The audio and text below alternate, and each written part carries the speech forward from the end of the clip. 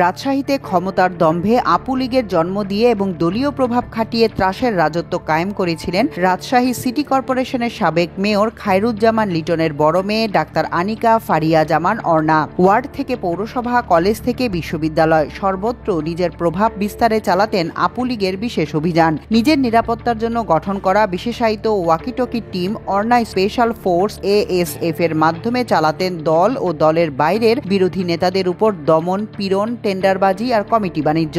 ব্যক্তিগত চলাফেরা থেকে রাজনৈতিক কিংবা সামাজিক যে কোনো অনুষ্ঠানেই স্পেশাল ফোর্স বা ASF সদস্যরা হাতে ওয়াকিটকি নিয়ে তাকে অনুসরণ করতেন ছায়ার মতো।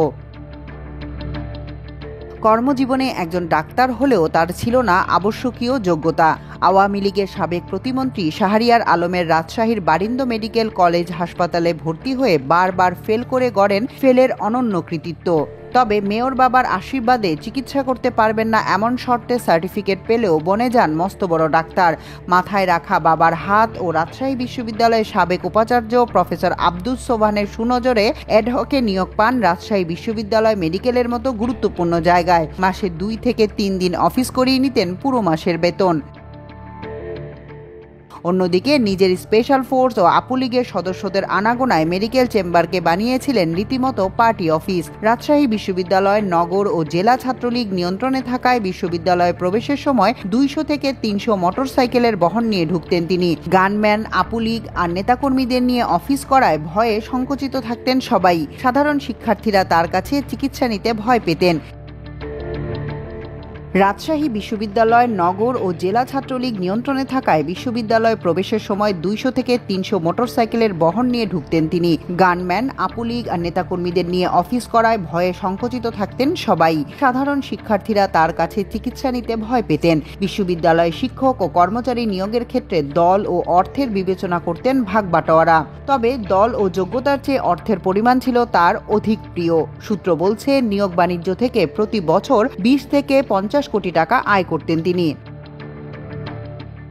শুধু রাবিতেই নয়, তার কালো থাবায় অতিষ্ঠ ছিল পুরো রাজশাহী। শাহ মখদুম বিমানবন্দরের মতো KPI এলাকাতেও অর্ণা জামান ও তার বাহিনীর দাপট ছিল ভিন্ন মাত্রার। বিমানবন্দর ব্যবহারে কোনো নিয়ম কানুনই মানতেন না তিনি। নেতাকর্মীর বহন নিয়ে অবাধে ব্যবহার করতেন VIP লাউঞ্জ। অর্ণা সড়কে উঠলে তার প্রটোকলে পুরো রাস্তা ব্লক করে চলতেন ASF ও ছাত্রলীগ নেতাকর্মীরা। জানা গেছে, কমিটি বাণিজ্যের ব্যাপারে কঠোর ছিলেন অর্ণা। পুরো রাজশাহীতে দলের বিভিন্ন পর্যায়ে কমিটি বাণিজ্য করে কামাতেন কোটি কোটি টাকা।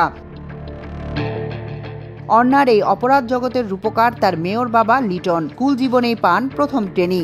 SSCতে GPA 5 না পাওয়ায় রাজশাহী শিক্ষা বোর্ডের তৎকালীন চেয়ারম্যানের উপর বেজায় চটেছিলেন খায়রুজ্জামান লিটন। হুমকির পরও রেজাল্ট পরিবর্তন না করায় শিক্ষা বোর্ড চেয়ারম্যানকে বদলি করান। তখন থেকে অর্ণা প্রভাব বিস্তার করার মানসিকতা লালন করেন বলেও জনরব রয়েছে।